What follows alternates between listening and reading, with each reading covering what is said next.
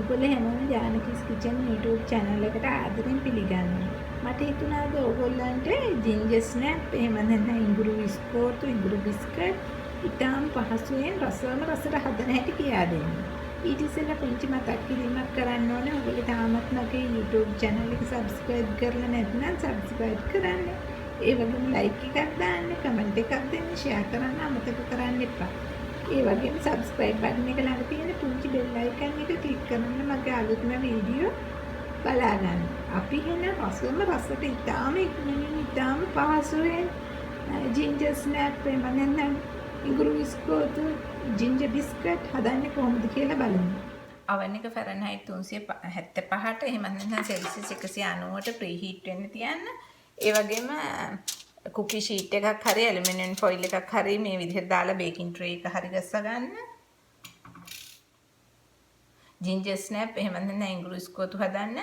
පාන් පිටි, දුඹුරු සීනි, ඔලිව් තෙල් මම මෙතන ඔලිව් තෙල් අරන් තියෙනවා. ඔයගොල්ලන්ට කැමති තෙල් වර්ගයක් හරි එහෙම නැත්නම් බටර් මාජරින් කැමති දෙයක් අරගන්න පුළුවන්. ඒ වගේම මොලාසස් අරන් තියෙනවා. මොලාසස් ඔයගොල්ලන්ට නැත්නම් මොලාසස් වලට ආදේශකයක් හදාගන්න හැටි රෙසිපි එකේ මම ලියලා තියෙනවා සීනි කරලා හදාගන්න විදිහ. ඉඟුරු, කුරුඳු කුඩු, කරාබුනැටි කුඩු, ලුණු, බේකින් සෝඩා, බිත්තරයක්, ඒ වගේම සුදු සීනි අරගෙන තියෙනවා.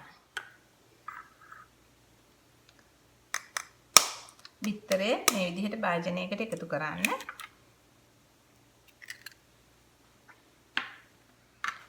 ගැරපුවකින් මේ විදිහට විස්ක් කරලා ඉවරලා බිත්තරෙන් භාගයක් අරගන්න. අනිත් භාගය ඔයගොල්ලන්ට ඕනේ දෙයකට ගන්න මේ තියන්න. මේ රෙසිපි එකට බිත්තරෙන් භාගයක් ඇති.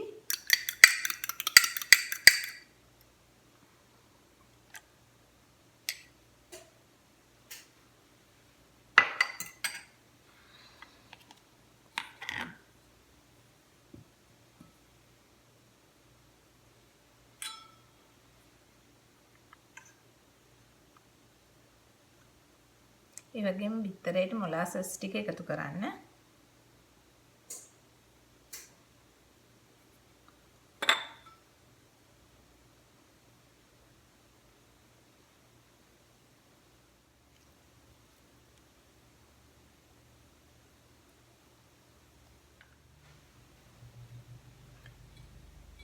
බිත්තරේ මොලාසස් එකට තෙල් ටික එකතු කරන්න. ඔයගොල්ලෝ බටර් පාවිච්චි කරනවා නම් බටර් මාජරින් පාවිච්චි කරනවා නම් මෙතනදී බටර් මාජරින් එකතු කරන්න. දුඹුරු සීනි එකතු කරන්න. හොඳින් බීට් කරන්න.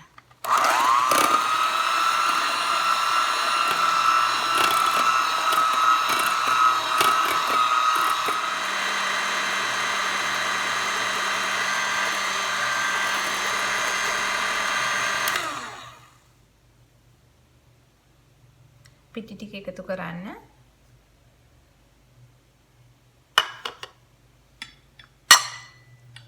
බේකින් සෝඩා එකතු කරන්න.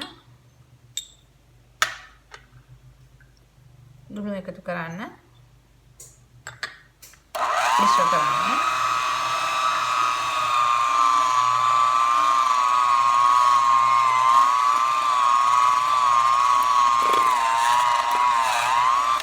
මේ විදිහට ටිකක් මිශ්‍ර කරලා ඊළඟට කුරුඳු කුඩු ටිකක්,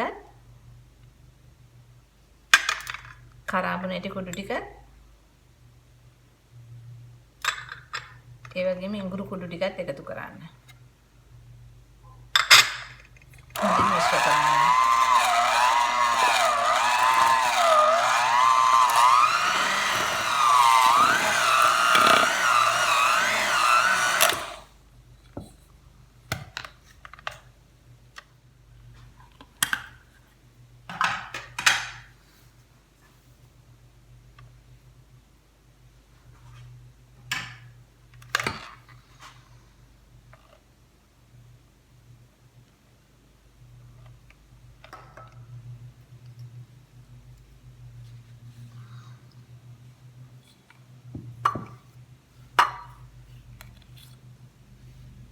මෙන්න මේ වගේ ප්‍රමාණයට අඟල් 1/2ක විතර වගේ සයිස් එකට අරගෙන මේ වගේ බෝල හදලා ඉවර වෙලා ඊට පස්සේ අපි අර ගත්ත මේ සුදු සීනි එක තියෙන්නේ සුදු සීනි එකේ මේ විදිහට මේ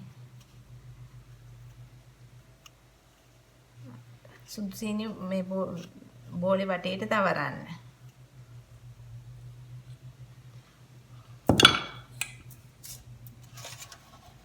මෙන්න මේ විදිහට බේකින් ට්‍රේ එකේ තියන්න. මම ඔයගොල්ලන්ට තව එකක් හදන්න හැටි පෙන්නන්න. මම මෙතන කෝපාට්ටෙන් එක වගේ ගත්තේ. ඒ වගේ සයිස් එකට ඔයගොල්ලන්ට මීට වඩා පොඩියට ඕනනම් පොඩියට අරගන්න. මේ වගේ අතින් බෝල කරන්න. එතන තව ටිකක් පොඩියට ගත්තා නම් හරි කියලා. අඟල් එකමාරක විතර ප්‍රමාණයට මේ වගේ අතට අරගෙන මේ වගේ බෝල හදන්න. මේ වගේ බෝලේ හදලා ඉවරලා ඒ බෝලේ වටේට සුදු සීනි මේ විදිහට ගන්න. මේ විදිහට සුදු සීනි ටික තවරලා ඉවර වෙලා ඒ බෝලේ මේ වගේ බේකින් ට්‍රේ එකේ තියන්න.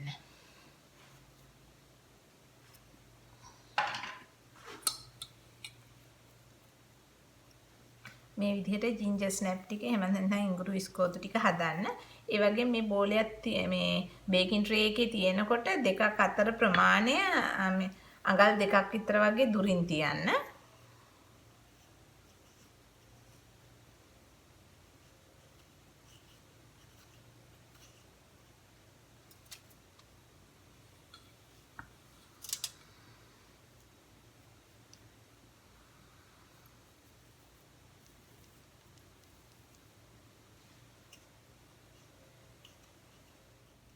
මේ තියෙන්නේ අපි හදපු ජින්ජර් ස්නැප් එහෙම නැත්නම් ඉඟුරු විස්කෝතු ටික ෆැරන්හයිට් 375ට ප්‍රීහීට් කරපු oven එකේ විනාඩි 10ක් 12ක් අතර වෙලාවක් බේක් කරන්න.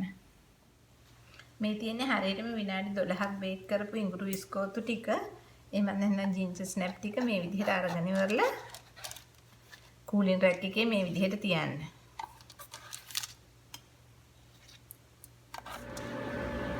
මේ තියෙන්නේ ඉතාම පහසුවෙන් රසට අපි හදපු ජින්ජර් ස්නැප් එහෙම නැත්නම් ඉඟුරු විස්කෝතු එහෙම නැත්නම් ඉඟුරු බිස්කට්. ඕගොල්ලෝ මේ විදිහට ඉඟුරු විස්කෝතු හදලා බලන්නකෝ. බොහොම ස්තුතියි.